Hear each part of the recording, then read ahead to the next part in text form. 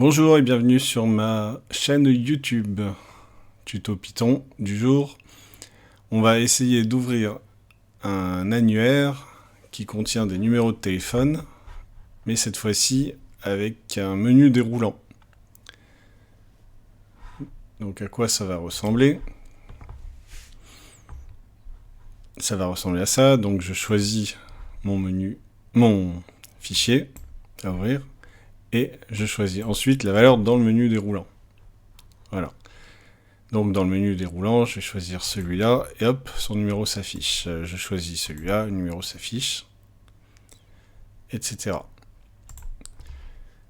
Comment est-ce que ça se passe? J'utilise ici un fichier CSV, donc nom, prénom, téléphone, séparé de point-virgule. Première ligne, je mets le premier nom, premier prénom et numéro de téléphone, etc. Je vais extraire le nom et le prénom, et je vais les mettre dans la liste déroulante, et si jamais je la sélectionne, il y aura ce numéro de téléphone qui va apparaître. Comment est-ce que je vais faire ça? Je vais déjà définir deux listes. Une première liste qui va correspondre au prénom et au nom. Donc je vais le mettre plutôt dans l'ordre prénom-nom. Donc cette liste que je vais appeler liste de noms, il y aura tous les noms, comme ça. Donc celui-là 0, celui-là 1, 2, 3, 4. Ça sera une première liste avec donc les deux premiers éléments, ici, le nom et le prénom. Et je vais faire une deuxième liste, ici, avec l'élément numéro 2, puisque ça c'est 0, ça c'est 1 et ça c'est 2. Donc cette liste avec l'élément numéro 2 qui correspond au numéro de téléphone, il y aura une liste entière avec que les numéros de téléphone. Donc si je veux le numéro de celui-là, 1, 2, 3, donc ça veut dire que dans la liste indice 2, pardon, puisque c'est 0, 1, 2, pardon. Donc le troisième c'est indice 2, même moi je m'en mêle maintenant. Il correspondra au numéro de téléphone dans la liste numéro d'indice 2 aussi, c'est-à-dire 0, 1 et 2. Donc la liste de noms indice 2, elle correspondra à la liste de numéros indice 2. Voilà, donc à partir de l'indice, je vais faire le lien entre le nom et le prénom et le numéro de téléphone. Donc nom et prénom, ça sera un seul élément de liste sous forme de nom formaté. Voilà. Le nom formaté, ça sera Mike Pilon, plutôt, avec l'accent. Et ici, le numéro qui correspondra, ça sera le numéro de la liste, donc indice 2. 0, 1, 2. Ça, c'est un fichier donc CSV. Là, je l'ai ouvert avec un éditeur de texte, mais si je double-clique dessus, je peux l'ouvrir. Enfin, par défaut, sur mon ordinateur, il va s'ouvrir avec un tableur.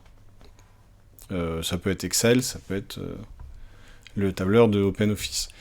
Le tableur, il a remarqué que c'était séparé par des points-virgules, ici. Donc tout va bien, et il me dit, voilà, ça ressemble à ça, est-ce que tu valides? Oui, je valide. Et voilà, ça apparaît. Bon, le seul truc, c'est que le téléphone, il a été identifié comme étant un numéro et pas un texte, donc le 0 qui est devant, il s'en va, bon, ça c'est pas un problème, on le rajoutera. Voilà, alors maintenant, reste à savoir comment on va faire tout ça.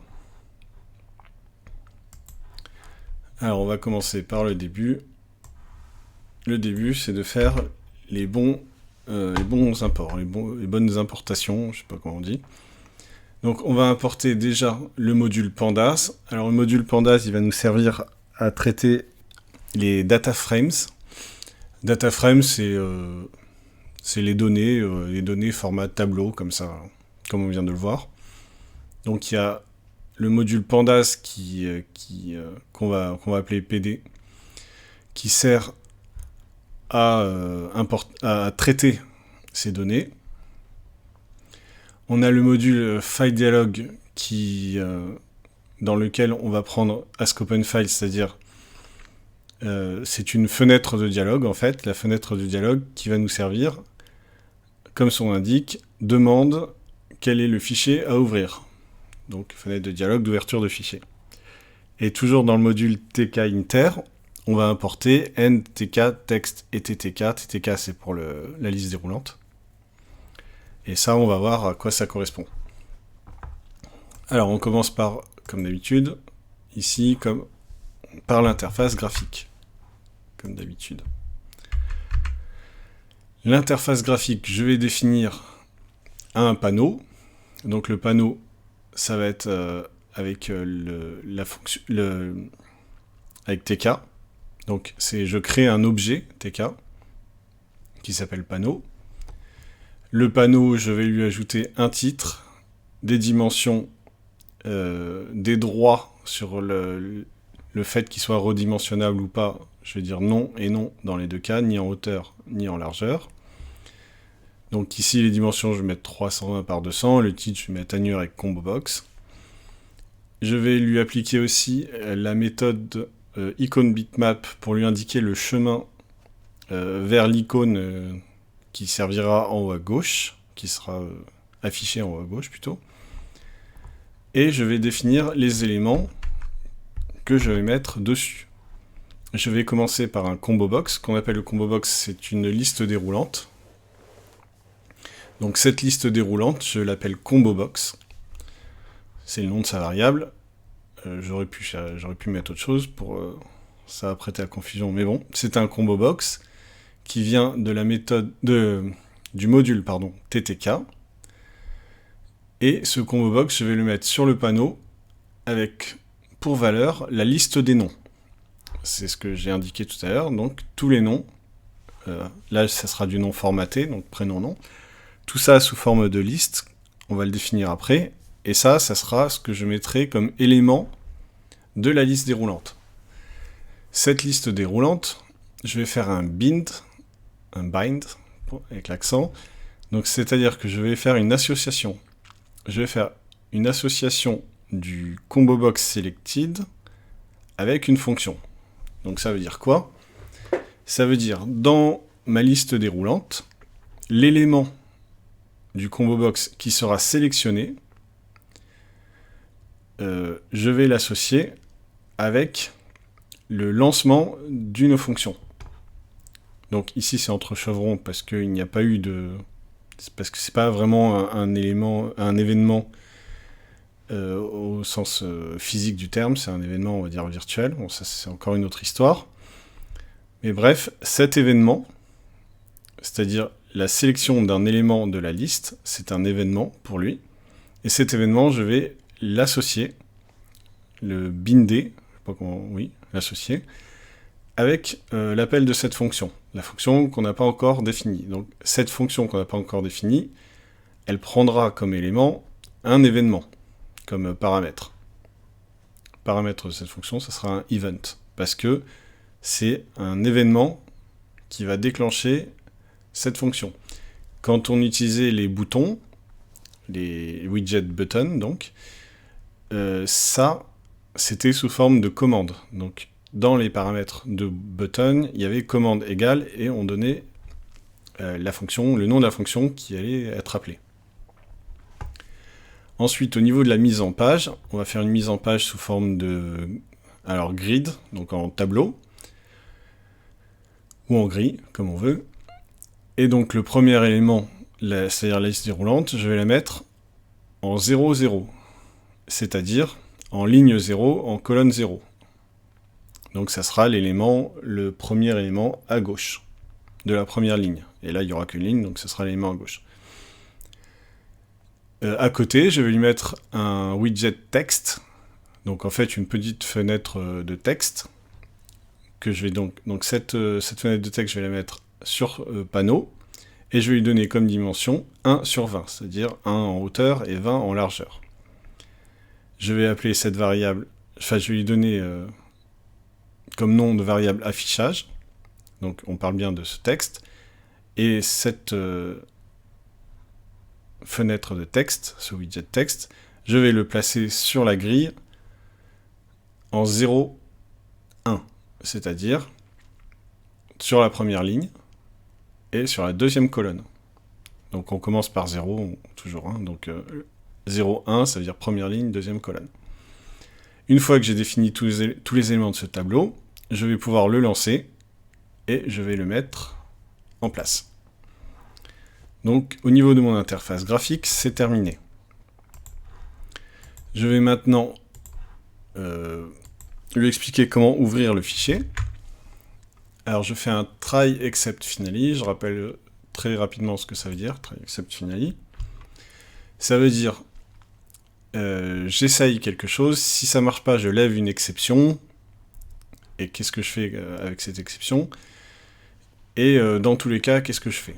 Bon, je commence par ouvrir le fichier, avec la fenêtre de dialogue que j'ai importée ici. J'ouvre le fichier que j'appelle fichier CSV, je le mets en mode read, c'est-à-dire lecture seule, puisque c'est un fichier que je vais consulter, je ne vais pas écrire dans ce fichier. Donc je l'ouvre en mode lecture uniquement, ça suffit. Et grâce à Ask Open File, c'est-à-dire avec la fenêtre de dialogue qui va me demander de choisir. C'est ce qu'on a vu quand j'ai montré au début comment ça marchait. Une fois que j'ai ce fichier CSV, c'est-à-dire le contenu de ce fichier CSV, ici, qui s'appelle annuaire.csv, je vais en extraire les données. Donc je vais définir une variable que j'appelle base, et je vais lire le fichier CSV grâce à une méthode prédéfinie dans Pandas, ici, donc, que j'ai appelé PD en alias. Donc ici, je vais lire le fichier CSV, donc read CSV, ça veut dire lire CSV, c'est donc une méthode qui sert à traiter les données, qui est déjà préconçue dans le module Panda, et ce fichier CSV que je vais ouvrir, je lui indique que les valeurs sont séparées par un point-virgule. Parce que d'office, en général, on met plutôt une virgule. Mais là, c'est un point-virgule. Et tout ce contenu, je vais le mettre dans base. Base, ça va être une data frame. Donc une data frame c'est un format qui est propre à Pandas. Si jamais ça marche pas, je vais lui demander d'imprimer dans la console, ici, problème avec le fichier. Et hop, quitte. On arrête. Et quoi qu'il arrive, si ça marche ou ça marche pas, je vais lui demander de toute façon de fermer ce fichier, puisqu'on n'a plus besoin de... Puisqu'on a récupéré le contenu, on n'en a plus besoin. Une fois que ça c'est fait, je vais traiter un petit peu l'intérieur de ce fichier, ce qui a été récupéré. Alors, dans un premier temps, je vais définir le nombre de lignes. Le nombre de lignes, donc c'est la base, ici, donc le data frame. Je vais lui donner comme...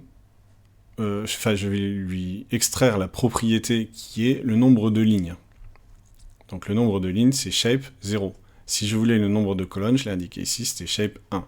Pourquoi? Parce que c'est ce qui est retourné par la méthode shape. Donc ici c'est une propriété, mais c'est retourné par la méthode shape. Si j'avais mis la méthode shape, il m'aurait retourné un tuple de 2 entiers. Le premier qui correspond au nombre de lignes et le second qui correspond au nombre de colonnes. Donc là j'ai récupéré le nombre de lignes et je l'ai mis dans la variable ligne. Tout va bien. Je vais créer ma liste de noms, celle que j'ai évoquée au début, et je vais créer ma liste de numéros que j'ai évoquée au début aussi. Pour maintenant remplir ces listes, je vais juste faire une boucle dans les données que j'ai récupérées. Je vais faire une boucle par nombre de lignes, par rapport au nombre de lignes. Donc si j'ai 5 lignes, je vais faire ligne 1, ligne 2, ligne 3, ligne 4, ligne 5. Donc dans cette boucle, je vais lui expliquer que je vais aller du début jusqu'à la fin, c'est-à-dire le nombre de lignes total, ici. Donc le range, ça veut dire c'est un éventail en fait, je crois. La traduction, mais ça veut dire c'est l'étendue, voilà. Donc l'étendue, ça va être du premier jusqu'au dernier qui est nombre de lignes. Donc dans cette boucle, je vais prendre une variable de boucle que je vais appeler tab, comme tableau. Je peux l'appeler n'importe comment. Et ce que je vais faire, c'est que pour chaque ligne, je vais prendre l'élément ici qui a pour coordonnée tab 1. Tab 1, ça veut dire l'élément qui a pour colonne 1, c'est-à-dire le deuxième élément, deuxième colonne. Donc on avait dit nom, prénom, numéro de téléphone. Donc le prénom, c'est celui qui est en deuxième position, donc celui qui a l'indice 1. Le premier, c'est celui qui a l'indice 0, donc c'est le nom. Donc je vais prendre dans mes données, je vais localiser à partir de l'index, donc je vais utiliser iloc. Je vais utiliser, ici, on commence, tab, le premier élément c'est 0, hein, puisque on commence la boucle, donc ça sera 0, 1, ici, et ici 0, 0. Donc c'est-à-dire le prénom de la ligne numéro 0 et le nom de la ligne numéro 0, séparés ici par un espace. Donc mon premier nom c'était Bocara, mon premier prénom c'était Patrice, donc le nom formaté ça sera Patrice espace Bocara. Une fois que j'ai ce nom formaté, je vais prendre ma liste de noms qui est pour le moment vide, je vais lui ajouter nom formaté, c'est-à-dire celui que je viens de définir ici. Donc je vais lui ajouter grâce à la méthode append. Append, c'est ce qui permet d'ajouter des éléments dans une liste. Donc ma liste qui était vide, elle a son premier élément, c'est-à-dire d'index 0, d'indice 0, qui est Patrice Bocara, c'est-à-dire le prénom, espace, le nom de la première ligne. Je fais la même chose pour liste de numéros. Liste de numéros qui pour le moment est vide. Je vais lui ajouter, avec la méthode append, l'élément qui est localisé à la ligne tab, c'est-à-dire ici 0, et à la colonne 2, c'est-à-dire c'est le numéro de téléphone, le troisième élément, 0, 1, 2. Et donc ça, j'ai fait ça pour la première ligne. Et je refais une boucle, etc., jusqu'à la fin du nombre de lignes. Donc pour chaque ligne, j'aurai un élément dans liste nom et un élément dans liste numéro. Là, il y a 5 lignes, donc liste nom, 5 éléments, liste numéro, 5 éléments aussi. Une fois que j'ai mes listes, je vais essayer de faire matcher, de faire correspondre le nom avec le numéro de téléphone. Donc grâce à l'indice de la liste. Alors, comment je fais ça? Déjà, j'enlève les tabulations qui sont en trop, je ne sais pas pourquoi. Donc, je vais définir ma fonction affichage valeur associée, donc c'est-à-dire la fonction que je vais appeler ici quand je vais sélectionner un élément dans la liste déroulante. C'est ce que j'avais dit ici. Élément sélectionné, ça veut dire j'appelle la fonction qui s'appelle affichage valeur associée. Comme son nom l'indique, elle va afficher la valeur associée. Comme je l'ai indiqué tout à l'heure, cette fonction, elle va prendre pour paramètre event. Event, c'est quoi? C'est pas une variable, c'est un événement. Enfin, si, c'est une variable, mais c'est une variable événement. Donc l'événement qui a été déclenché par le choix d'un élément dans la liste, ici, il est pris en paramètre dans cette fonction. Je vais commencer par mettre dans une valeur, dans une variable, la valeur choisie. La valeur choisie, c'est ce que je vais aller récupérer dans le combo box. Get, c'est récupérer combo box. Donc je récupère dans le combo box, je vais récupérer ma valeur choisie. Donc pour le moment, tout va bien. Ensuite, je vais récupérer l'indice de cette valeur choisie dans la liste nom. Donc dans la liste nom, je vais utiliser la méthode index pour récupérer la valeur, l'indice de la valeur choisie. Donc là, tout va bien, je récupère cet indice. Et maintenant, qu'est-ce que je vais faire de cet indice? Je vais le récupérer sous forme d'une variable pour rechercher dans la liste du numéro l'élément qui correspond au même indice. Donc si par exemple, celui que je viens de sélectionner, il est d'indice 2, eh ben, je vais essayer de récupérer le numéro de téléphone de l'indice 2, c'est-à-dire de la même personne que je viens de sélectionner. Ce numéro associé, je vais lui donner comme nom de variable numéro associé, comme son l'indique. Ça va être l'élément de liste numéro d'indice numéro 1, 10, c'est-à-dire l'indice que je viens de récupérer ici dans le combo box, dans l'élément, c'est-à-dire l'élément choisi du combo box. Cet élément-là, je le récupère, je le mets sous forme de string, c'est-à-dire de chaîne de caractères, pour pouvoir l'afficher. Parce que je vais devoir rajouter un 0 devant, et le 0, il est sous forme de chaîne de caractères, puisqu'il est entre guillemets. Donc à partir de l'indice ici, je vais pouvoir identifier quel est le numéro de téléphone à choisir. Et je l'appelle numéro associé, et j'ai terminé. Je n'ai plus qu'à l'afficher.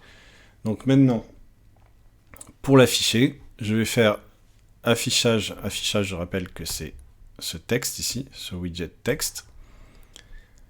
Je vais faire un delete, c'est-à-dire je vais effacer du premier au dernier caractère, ici. Je vais effacer tout ce qu'il y a dans le texte, dans le widget texte. Je commence par effacer, parce que imaginons que j'ai cherché un premier numéro et que je veuille en chercher un deuxième, je suis obligé d'effacer ce qui était déjà affiché. Donc, même s'il n'y a rien, je fais un effacement. Ensuite, j'utilise la méthode insert pour insérer, comme son l'indique, à partir du premier caractère, donc ce widget texte, ici. Donc je vais insérer le numéro associé, la variable numéro associé. Voilà.